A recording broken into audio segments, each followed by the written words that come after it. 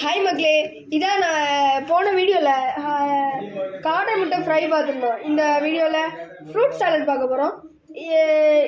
எங்களோட சேனல் பேர் குட்டீஸ் குக்கிங். ஓகே, இங்கே இதை நம்ம ஐஸ்கிரீம் வச்சு யூஸ் பண்ண போகிறோம். இங்கே பாருங்கள், இதுக்கு நம்ம யூஸ் பண்ண போகிறது கிரேப்ஸ், மேங்கோ, ஆப்பிள், பொமேக்ரானட் இதை யூஸ் பண்ண போகிறோம். நிறைய சின்ன பிள்ளைங்க பசங்க ஃப்ரூட்ஸ் சாப்பிட மாட்டேன்னு அடம் பிடிப்பாங்க.